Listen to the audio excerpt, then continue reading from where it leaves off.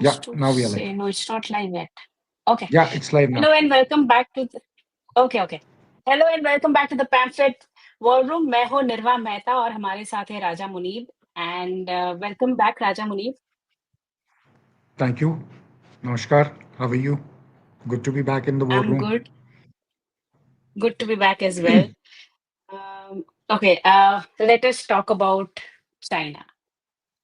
I'll tell you. I want to actually Hmm. talk about China because for multiple reasons. ठीक है. एक तो India and Hmm. China are thawing their relationship.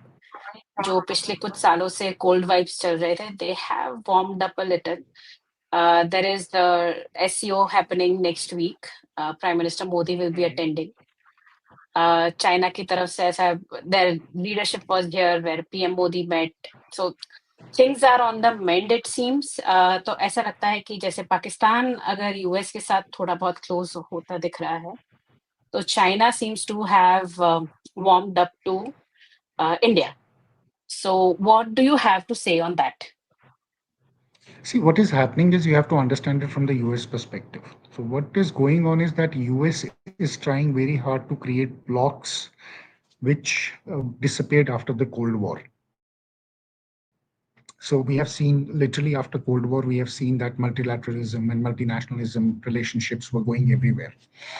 Now, US has realized, and especially after Trump has come in, that they understand that China is a major threat to US economy. At the same time, they have realized that Russia again has become very strong. Even after 2 years of war in Ukraine, they have not been able to, subdue Russia or not been able to bring Russia on the table the way they wanted to bring it, right? On the contrary, things are doubling down. Europe is, on threatening Russia again. So that whole the Cold War scenario tha before 1990, that seems to be re-emerging somewhere. That communist bloc versus the West liberal democratic bloc again is taking shape. So, and India is very, very crucial in South Asia. Right. So that is why we are seeing what Donald Trump is doing with India, the way he's trying to pressurize India in every way. And he's, causing up to Pakistan has a couple of other, uh, you know, motives behind it. It's not only for India he's causing up to Pakistan.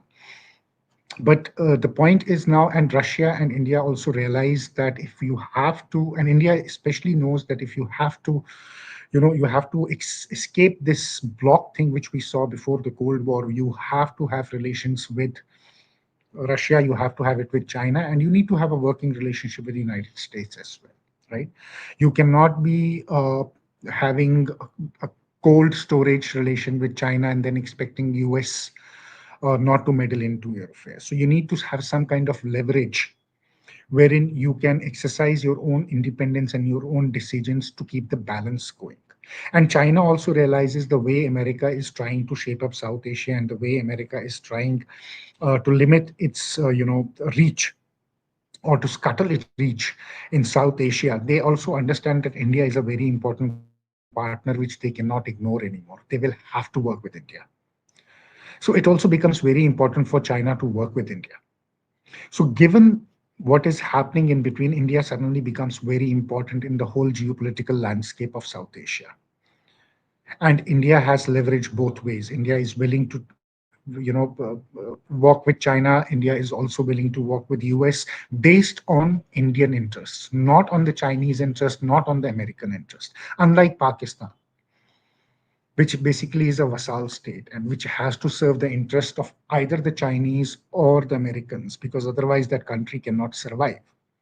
Right. So there is a huge disparity between India and Pakistan, always has been, and the approaches are entirely different. So what Pakistan is trying to do, or what Americans are trying to do, is not only woo Pakistan because they want to irate India. Yes, that is one of the reasons, but there are other reasons also why they're doing it with Pakistan. Remember that Americans only entertain an army general in Pakistan when they want to extract something out of it. Whether be it 1979 when we saw Ziaul Haq, whether we saw war against terror against Musharraf, now we are seeing Asim Munir. The Americans will only back the Pakistani military general when they are looking at their own interests. And this time their interests are multifold. Their interest definitely is Iran, one. Their interest is India also, to put pressure on India, number two. But their larger interest is Middle East. The way things are turning up in Gaza, and the way Netanyahu is talking about, handing over Gaza to the joint Arabic forces. If you remember, in 70s, Ziaul Haq was a brigadier when he killed 20,000 Palestinians in Jordan, right? They want the Pakistanis to do the dirty work in Gaza for them, both the Arabs and the Americans and the Israelis. So the Pakistanis are going to do the dirty work which the Arabs are not willing to do, which the Israelis will not be willing to do, or which Americans will not be willing to do. So basically, they're going to be sweeping garbage. They're going to be garbage sweepers, Right, and that is right, what right, exactly right. Pakistan is, right? So that is what is going to happen, Mm, and that is why they're needing Asim Munir more. That is why he's weighing him with free lunches. Apart from free lunches, Pakistan has got nothing. No, mm, no money, no mm, package, arms package, right? A very unfavorable trade deal from Americans, 19% tariff on Pakistan vis-a-vis Pakistan 0% tariff on 4,000 items which they export to US. A very unfair deal to Pakistan. No arms package to Pakistan. Only free food and free lunch is what has been fed to Munir. mm. So, despite we seeing that, yes, the free food is enough for Munir to think that, he has won the high table in United States because he's sitting with Donald Trump and having lunch. But this lunch is going to cost him a lot. It's going to cost Pakistan a huge amount of money. Down the years, in the next couple of years, Pakistan will have to pay through its nose for this kind of a free lunch because there are no free lunches in the world. Interesting. But see, I think if we talk about India and China, one of the trigger points of this, the relationship between the two countries not being the best started because of the Galwan clash, right? You think that the fact that India held on to its stand for so long and that kind of led to this situation where India is being seen as the stronger part. You think the firm stand India had is finally paying off in respect of China? No, absolutely. See, the problem with China and problem with Xi Jinping is that any, Prime Minister Modi's outreach to him, he perceived as weakness, and he wanted to test how weak he is. So that is why we saw what we saw in Galwan or in our border areas. But the way we paid Chinese back in interest, with interest this time, they have realized that, it's not a sign of weakness, but it's a sign of strength. And they have been holding on to try to test us for last 3 years. Right. So yes, we do have border issues with China, and now China also realizes that they're not going to get the way they used to get before this government was in power. They cannot get away with everything they do on the borders. They now realize that there is a cost associated to it. So yes, they are also interested in solving some border issues. But never, the biggest problem between India and China is Pakistan. That is a relationship with most of you can say a divergent view is between Pakistan, China, and India. And that is something which is going to be very difficult to navigate for both the countries to come on a common road or a common platform on how to deal with Pakistan. Because one thing for sure, China is not going to give up its Pakistan policy for India. On the contrary, Bangladesh, they are just mirroring the Pakistani policy in Bangladesh now. So they're doubling down on it. So that is not going to happen. So I think the most contentious issue between India and China is today Pakistan and how to deal with Pakistan. If India and China are able to find a working relation wherein they are both able to manage their interests and they are not going to clash over Pakistan, I think that is a big win-win victory. Not only for China but also for India and for the rest of the world. Because then what that does is that completely, spins the whole geopolitical globe 180 degrees. Because then what happens is your Russia, China, India bloc becomes very, very strong. And if that bloc becomes very strong, United States is going to find itself increasingly isolating itself, and then it will only be dependent on the vassal states like Pakistan and Bangladesh. So you will have upheavals in these areas, you will have problems, but at the end of the day, it's Americans who would be losing big time in this game coming next 3 to 5 years. Right, America. Speaking of America and trade, you think this India and China, the two greatest nations, you think they will be able to keep their differences aside and probably on the sidelines and work towards getting the bilateral trades, getting better, the unresolved issues on the side, like the border issues which are unresolved. Obviously, Nirva, because country is always looking to protect its own interest, and there are no permanent enemies and no permanent friends in statecraft or in geopolitics. It's all about saving each other's interest, and a win-win situation is something which is the ideal situation looked by any country. Unless Pakistan. The Pakistan is one country which is as a loss kind of a thing, that we will lose, you will lose, but we will never let you win, or we will never win. But countries like China, countries, I mean, proper nation states don't operate that way. They operate with a lot of wisdom. And what I see is that India and China has every reason to work together to safeguard their own mutual interest and benefit together and commonly from the situations arising. Now you see, the Chinese have gone ahead and basically eased the trade between India and China. They have allowed fertilizers back, which was which is badly needed in India, and India is dependent on that. So they're easing out those trade tensions as well. We are reciprocating as well. So wherever there is a mutual benefit between India and China, where both countries are, set to gain from each other, I don't think why there should be a problem there. And that is how you build peace, long-lasting road to peace. You work on common interests. You look at things which are doable, and you work on doable things rather than sitting and discussing about non-doable things in the start. So I think we are on the right track, looking at things of common interest, trying to sort out things which can be workable between the two countries.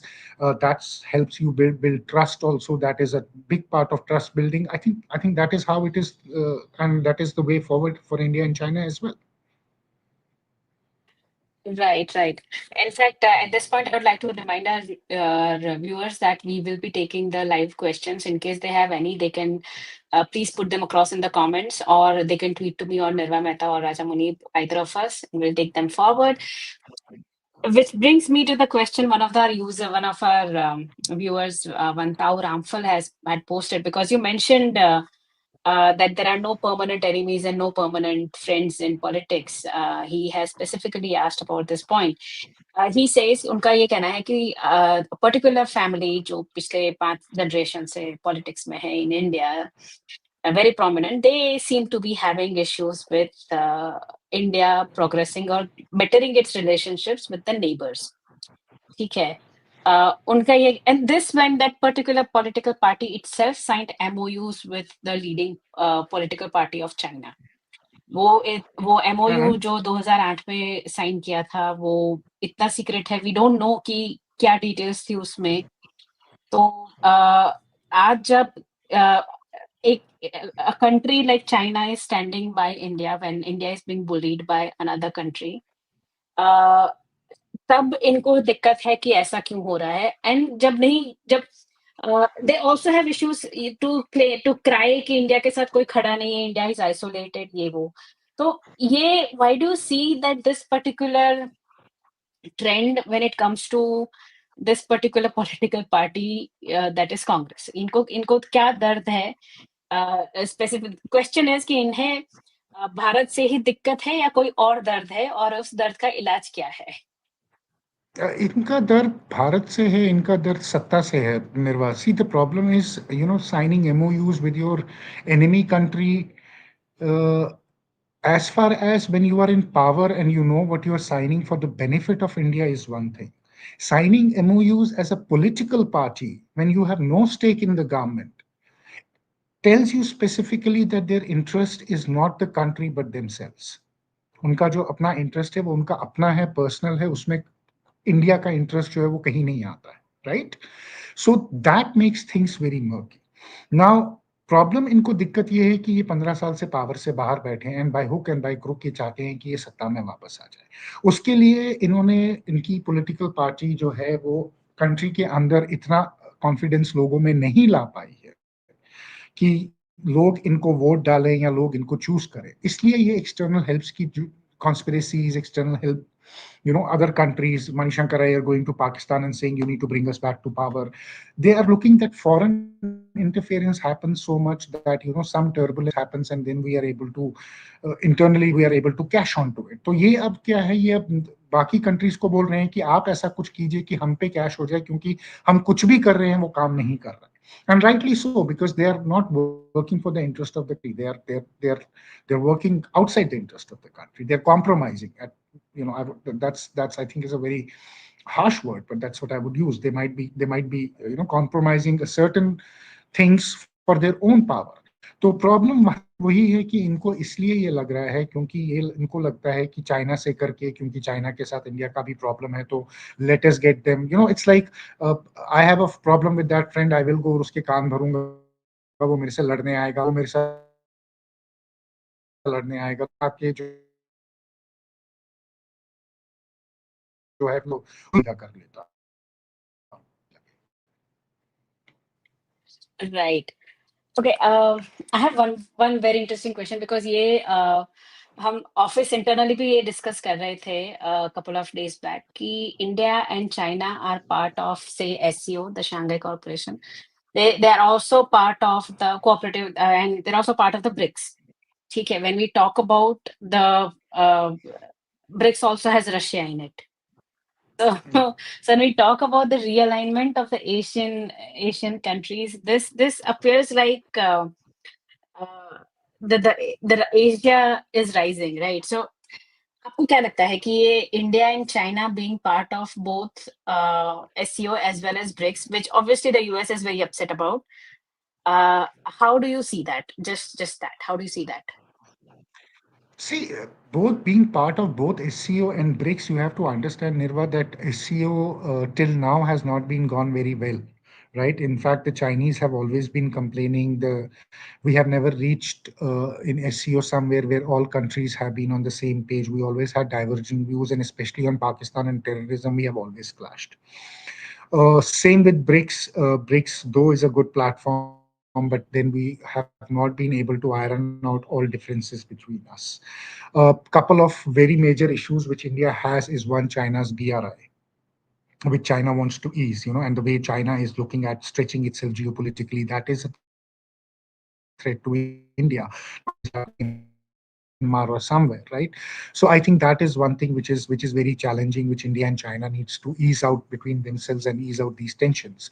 And then you have the bigger question of Pakistan, because if you look at SCO, it has always been China, Pakistan who have been on the dominant side, looking at their interest rather than the whole South Asia interest, including India into it. They have usually brushed Indian interest on the side always. So I think there has to be a shift in thinking of SCO members, including China, mainly China, where they are more accommodating to Indian concerns. They understand Indian concerns and they're willing to work on those concerns. There are guarantees that they're willing to work on those concerns. Abhi tak we have seen SCO mein all contentious issues. BRICS mein India and China have not been on the same side, have not been able to iron out their differences. It's only the Americans who have got us together, right? So I think from here on, if the India-China relationship eases out, you will see much more SCO summit a bit more successful in terms of Indian interests as well as Chinese interests. You will see a bit more change into BRICS as well, wherein it'll formally integrate into something where people will be coming on the same platform and will be addressing each other's uh, issues, as well as looking at each other the way they can work together. So I think yes, there is a huge scope in SEO and BRICS to get further ironed out differences, ironing out and becoming much stronger and much robust platforms. But if you look at the performance of BRICS and SEO till now, I don't think we have enough confidence to take out something very tangible or say something very confident from it till now. But as I said, you don't have permanent enemies, you don't have permanent friends. Uh, if India and China, the way it's going, and the SEO summit is going to be very, very crucial. Uh, if the body language will tell you, the press releases will tell you, everything will tell you. For now, the Chinese tone is very sympathetic. The Chinese tone is very friendly. They are, they are making it sound as if they are really willing to work with India. And if this continues, I mean, yeah, why not? South Asia is raising. South Asian economy is raising. South Asia is going to be the new powerhouse. It is already a powerhouse. So I don't see why not. Correct. Correct, correct. Speaking of Pakistan, one of our viewers has asked a question, rather a comment, rather. Pakistan and China are in India's permanent suspect list due to the border issues between the two, between the three nations. And do you agree with that? Do you agree that India will, even if the relationship, even if there is a thaw in the relationship, India will continue being a little cautious when it comes to China? Do you agree on that? I mean, obviously you would, but what do you more have to say more on that? The cautious, what would you rather say India should be cautious about? See, there are two things here. One is Pakistan issue and the border issue. One is China issue and the border issue. When you look, India looks at China, India and China's competitors, right? They are fighting as competitors in the region. Both countries are big, both have growing economies. China is a far better, far bigger economy, no doubt about it. But at the end of the day, the problem with Pakistan is not about competition. The problem with Pakistan is ideological. So the issues with China and issues with Pakistan are separate two issues. The ideological problem needs to be dealt with from a different perspective. The competing problem needs to be approached from a different perspective, right? So with China, and that is why we have always seen, restraint with China, but also we have seen a firm stance with China. For with Pakistan, we have seen entirely a very different response, right? Because that battle is ideological. So with China, yes, it always will be a hot, cold kind of a thing, a soft glove, a hard punch, a soft glove, a hard punch. Somewhere we cede, somewhere they cede. We'll try to get along together, or we'll try to keep, even if it's in thaw, we will still try to keep the relationship going. We still have trade going with them. Even the relationship in Galwan was very bad. We were still trading with China. We're still importing from them, right? So we have that relation. Working relationship is not gonna die. With Pakistan, we don't have a working relationship at all. We don't have trade with them, right? We have nothing with them. I mean, yeah, we issue Is visas or actively supporting terrorism on our country, yeah. unlike So China, which is a yes, different problem. Correct. yes. So with China, yeah, we always will be looking at bettering our relationships. We always will be looking at working where mutually it is benefited to us, and we always will be protecting ourselves from the threats China will thrust upon us. But with Pakistan, it's entirely a different story. With Pakistan, we are not using the same measure of tools what we are using with China. It's entirely a different thing. Right. So when we talk about the bettering relationship between India and China, Trump obviously is not going to be very happy. Uh, तो आपको अब with the announcement of new ambassador to India, how do you see now um, India's relationship evolve with the US? काफी चीजें हुई है पिछले कुछ महीनों में टैरिफ को लेके ट्रेड डील्स को लेके काफी कुछ हुआ है आपको क्या लगता है going forward in the very near future couple of weeks से how do you see things improve और get worse with US See, that is what I said, because the problem with Pakistan is that somewhere Americans and the Chinese also work in coherence with Pakistan. ठीक है? uh, on the common interest. The problem with Trump is that he will try to disrupt our relation with Pakistan and China, and he will use Pakistan to disrupt our relations with China. So, if Pakistan gets very hostile and gets back to its old ways of being having hostility, and we are going to respond. How China is going to see that is something we have to see. That is why I said, for India and China to build a lasting, I would not even a lasting, but a long-term relationship, they really need to come to terms on how to deal with Pakistan if Americans use Pakistan as a tool to disrupt relations between China and India. And if we are able to overcome that obstacle, I think Trump plan is going to backfire big time. He is going to backfire big time. But it all depends because it's not an easy, it's a very rocky boat. Relationship of Pakistan and China is very complex. It's very different, and there will be only a limit to what China will be ready to concede if they want to concede on Pakistan. For now, they have not shown us anything that they want to concede on Pakistan. But then I do remember 1971 when Pakistan was at war and they asked Chinese for help. Chinese said, "Go to the mountains, fight and save yourself," but we can't do anything. If that kind of a relationship comes back, where the Chinese tell Pakistanis that no matter what happens to you, we might be supplying you arms, but don't look beyond it. I think that Mm. is where Trump gets trumped in this region by both India and China. Hmm. Interesting, interesting. Because my next question will be on Balochistan. Okay, Okay. so Balochistan is having its own issues when it comes to Pakistan. They have been issues. Do you think that America is now interested in Pakistan or bettering their relationship with Pakistan because of the minerals, the richness that Balochistan brings on table? Do you think that could be one of the reasons? See what minerals and what rituals. They have two mines. One is with the Chinese control. The other one is in Canadian control. The problem is that America is not looking to get minerals from Balochistan. America is looking to get Balochistan.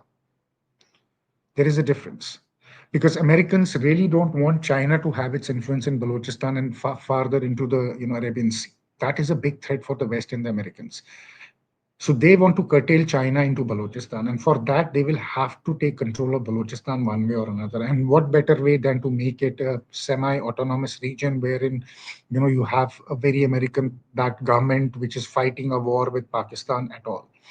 Nirva, there is one cue I took from whatever Trump's shenanigans he was harping about when it came to India.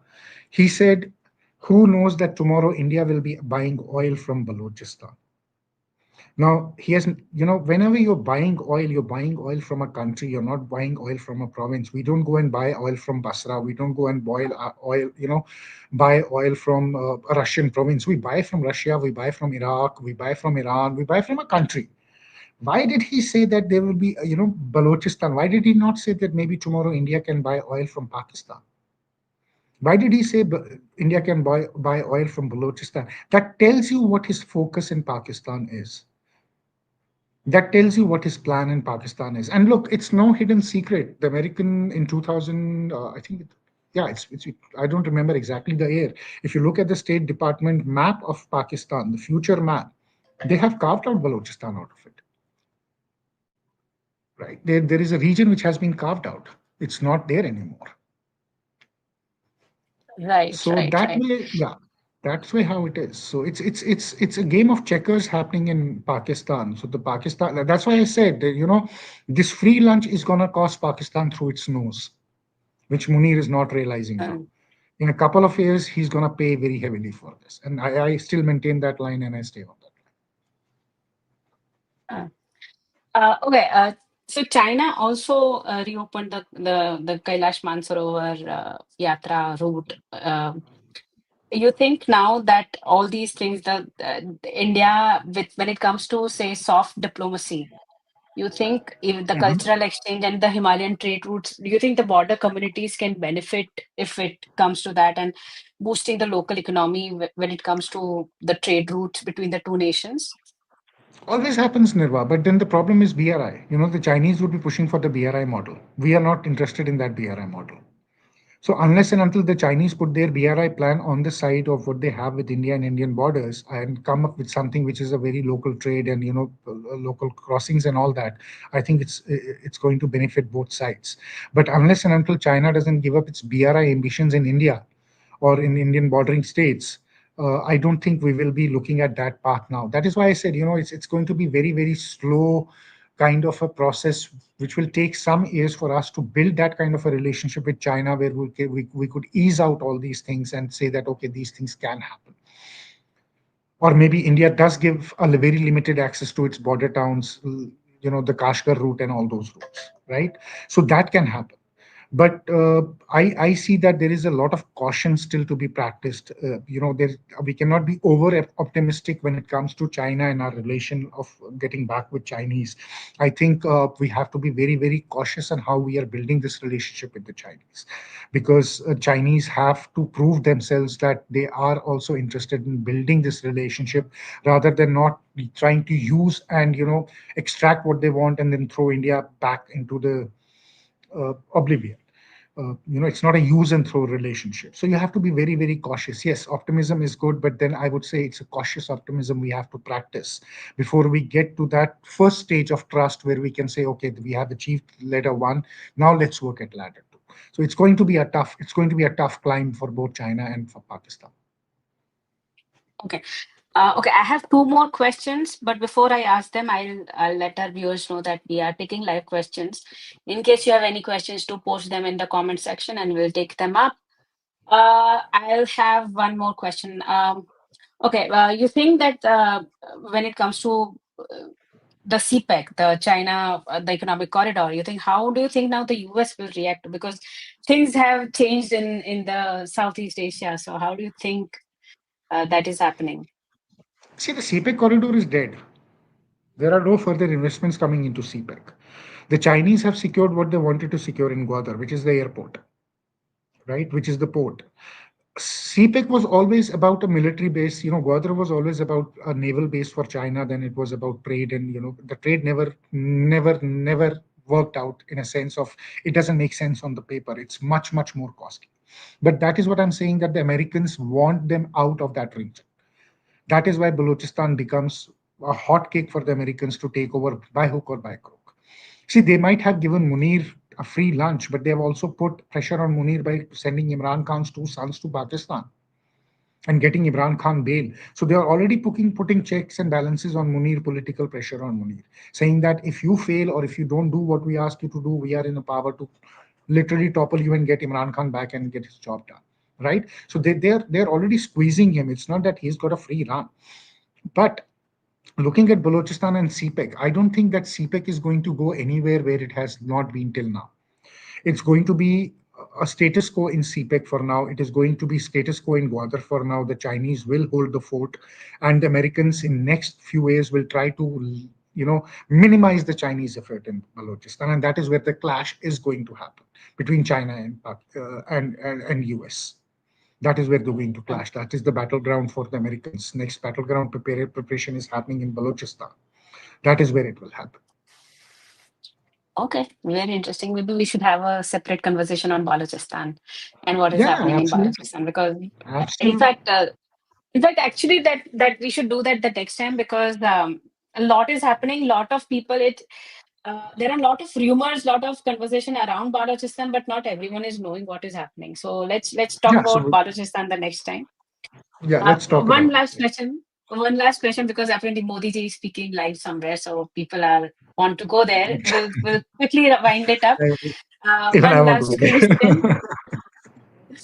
Okay, so India's diplomacy. When we talk about India's diplomacy, we are being very firm, friendly, but firm with China. We are being friendly with Russia, and we are very strategic with the US, right? As of this point, do you think this kind of reflects the, say, emergence of, say, the multipolar Asia? See, that is what I'm saying. No matter what Trump is trying to do, convert multipolar into a bipolar again by creating, the old blocks, we are very clear. We had a policy of non-alignment, I think, which served us or didn't serve us is a matter of debate. But now we have a, policy of multi-alignment, and I think we are not going to give up our multi-alignment just because Donald Trump wants to rearrange the world order and get back into a bipolar world. I think there are a lot of countries which would resist that. Italy is one of them in Europe who doesn't want to do that, right? The Germans are not very cool about it. The French are not very cool about it. The Americans are pushing for it and pushing hard for it. But I don't think India is going to give up its multilateralism just because Donald Trump's fans see the idea of India should not be following it. I don't think India is going to give away its interest at all. No. Okay.